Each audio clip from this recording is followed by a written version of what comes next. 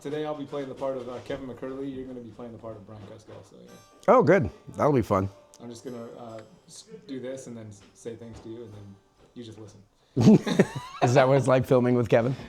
No, we talk. I mean, the main thing I want to know is like you have obviously been very successful with your Palmstreet endeavors thus far. It's been actually really fun. Yeah, and for real. I call you every time. Guess what I did? Get it up. You know what I mean? Like, I don't know. So yeah, it's super fun. Yeah. What do you think led to? Well, I know how you led to being on there in the first place. What does it look like from the moment you decided to look into it for yourself to where you've gotten to? I mean, you've held the record for most expensive animals sold twice now. You're currently on top. Yeah, beat it on our fourth live stream, and then someone beat us with some kind of gecko or something, and so couldn't let that stand. So we just beat it. Yeah, we did a live stream during Retic Fest. Right. So yeah, beat it, took it back. So right. So what do you think? You've been successful. From my perspective, you've been successful with it thus far. Mm-hmm. Is that true for your perspective? How much do you like? Because I'm an open book. I'll share whatever you want with you. But I guess if you're talking from like an onboarding perspective, they couldn't make it easier.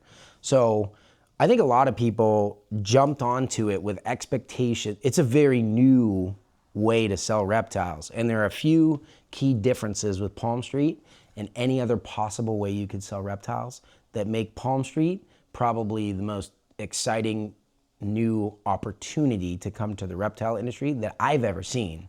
But people need to understand what it's good for or like how it's different. You know what I'm saying? So it's like tools or something. If I have a circular saw and a chop saw, they might look kind of the same, but they're used very differently and very powerfully if you know how to use them. So it's a new tool, something like the likes of which we've never seen in the reptile industry. Yeah, so you're not going to use a chop saw to cut a plank. Right. So I'm not so from an onboarding perspective, I'm not a tech savvy guy. You know this. I hate it. I pay everyone to do stuff. I pay way too much money to be as, tech illiterate as I am. But them's the ropes. I don't care about it. So I look at it as, platform that I can use. Like I said, a new tool. I don't necessarily need to use, honestly, if I can take a selfie, I can pretty much run a Palmstreet thing. Like yesterday during Retic Fest, we had a change of staff. Like, you have to do the Palmstreet. And the person I handed it to, it was like 5 minutes before we went live on a very big live stream for us during Retic Fest, right? And she was obviously like, what? I don't know how to do this. But within 5 minutes, she's like, oh, I got it. And then what's really cool is that you have all of their support staff and everything. So when I first started the app, they were excited to have us on and everything. They actually had 3 different people from the company kind of help onboard me, and we did like an unlisted live. They took us through the whole thing, all the scenarios. They watched my live. So by the time I did my first real live on Palmstreet, I already knew the technical side because you could literally pick it up in 10 minutes. You know this, it's super easy. You can also make adjustments on the fly very easily, which is good for somebody like me with my lack of planning and spontaneity, right? But honestly, I think that's what the app is good for. So yeah, onboard super easily. We had them help us out with Retic Fest very generously as like a sponsor for the community. And that alone kind of shows their commitment to the development of the reptile industry because that app is crushing it in other segments. I don't think they need reptiles. I do think reptiles need them right now. 2025 is not an easy thing. You know what I'm saying? A lot of us are like, as inbreeders that, present on social media in any way, like, look at this awesome snake that I just hatched and things like that, because that's what we get excited about and also how we're used to presenting. But I've definitely noticed a shift in just kind of like the mentality of how people receive content like that, where, in our comment sections and stuff like that, it's like, well, I wish I could have a cool snake, or it used to be like, I can buy this and that'll let me make that, and people were almost overly optimistic. Now people are hopeless. It seems impossible to like break into having fun or breeding reptiles right now. So I think Palmstreet honestly is hitting it at a very good point in the industry because they bring positive community back. Everything is so segregated. It's from the top of our country down. The people are so intolerant of someone with different opinions and stuff like that that they just leave and they don't want to hear it, and everyone's got these echo chambers. Palmstreet's bringing the community back together through the live stream aspect of it. I remember our first couple, when I did have questions, like we had problems on our end, technical difficulties where we didn't know how to operate it. And the people watching our live stream are like, oh, just hit that button on the lower right. Yeah, you got it. Good job. So different from jumping into like a Facebook group or something like that saying, hey, I got a new leopard gecko. How do I take care of it? And everyone's like, you moron. You know what I mean? So they're bringing the community side of it. And then they're also making a very approachable way for buyers to connect with good breeders in a way that financially makes sense. So yeah, it's been cool. You just have to lean into how it's different. You have to lean into like it's low production value, like you don't need a bunch of crazy equipment. You have to be decently lit in hopefully a quiet room with your camera. And as you said to me, hold it still. Yeah, hold it still would be ideal. And that's pretty much it, right? So because of that, though, it helps you to connect in a very real way, which you have always been really good at on any platform that you're in, but that's a hard thing for most people to do. You don't have to be as genuine and savvy as Brian Kusko navigating like, I know what's gonna get edited in, edited out. Is it an uncut, or do I say this and get the shot or whatever?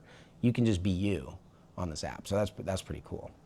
But yeah, if you want to talk about like success financially and stuff, and I mean, I don't know if you want to. Sure. Well, what do you think sets you like apart from somebody who like tried it once or twice and didn't have success? Like.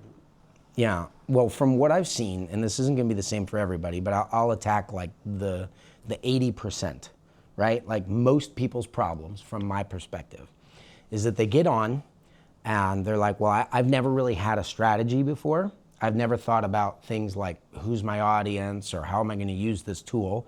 They've just done what other people do, right? So it's the difference between paint by numbers is how I think most people breed and then more so sell and connect with their reptiles versus being like Vincent van Gogh capturing an emotion. You know what I'm saying? Mm-hmm. And so if they're doing, paint by numbers would be the bad part of this analogy here. Yeah. So if you take your paint by numbers. Lost an error. Okay, just making sure, you know how art literate we all are. But paint by numbers is pretty fun though. And you don't lost an error. Yeah, that's it. Yeah, just stay away from that cadmium yellow. I don't know why I know so much random trivia. Anyways, if you take your paint by numbers formula from another platform and you bring it there, it's not going to work. So that's the problem that they had. Basically, what they're doing is they're like, okay, I'll turn the camera on, I'll put a snake in the store, I'll start an auction at $1, right? And I have watched other people on this platform, they'll start it at $1 and, like I think we've had stuff sell for $500, $600, $700 that started at $1, and so they're like, I'll do that. And then it doesn't work.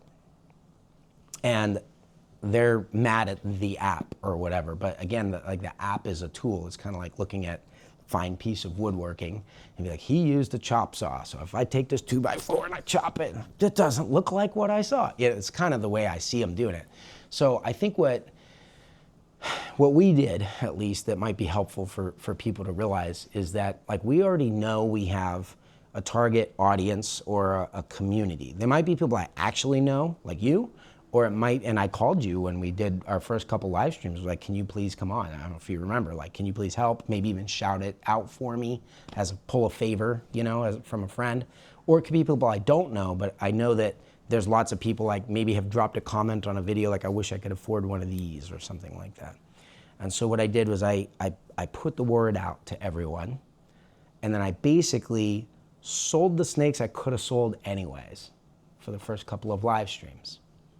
Right? So like, let's say, for example, you wanted a goat line super dwarf reticulated python. You were going to pay me full price for it.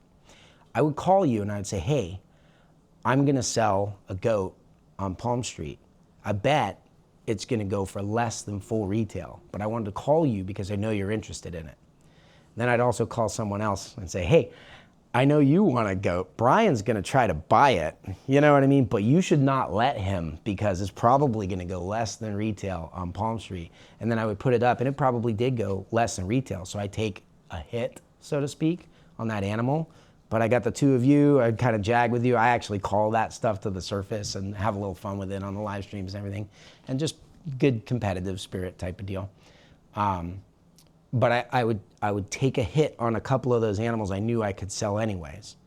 So that was how we got some attention and got some viewers. But then what I did during the live stream was talk to everyone I didn't know. So I know the first couple were very well known for our super dwarves.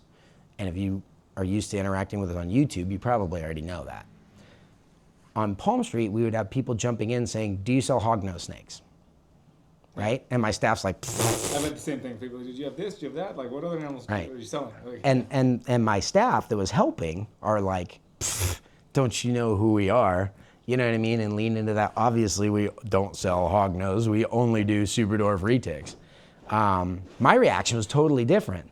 I was like, this is a new person. Welcome. No, we don't do hognose. Let me show you what I do. Right? And then I gave them a tour through the facility. I showed them adults of various sizes, you know, kind of explained a little bit about who we are, our philosophy, where we came from, you know, the 30-second elevator speech if you met someone who didn't know reptiles at all.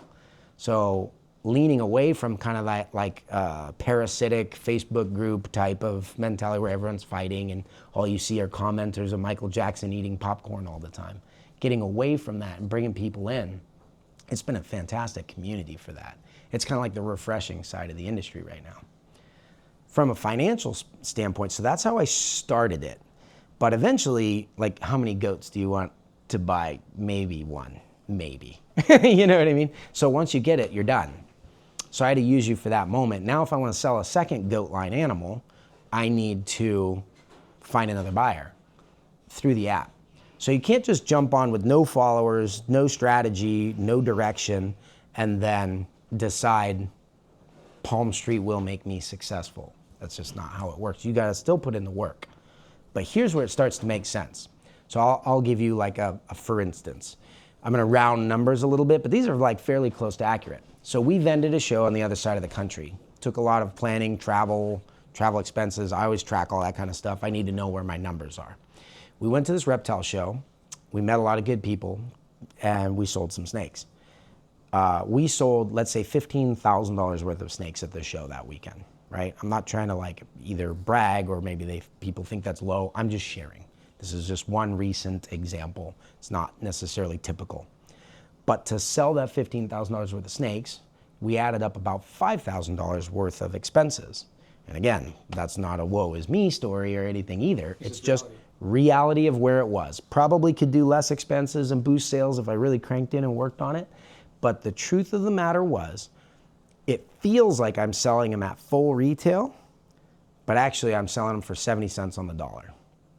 Because about a third of it just poofed away into expenses, right? The time and effort, though, was exponential. It was about 6 days on the road, a day or two of like recovery, the inability to answer questions and inquiries during that whole time or connect with my customers are all mad about turnaround time, okay?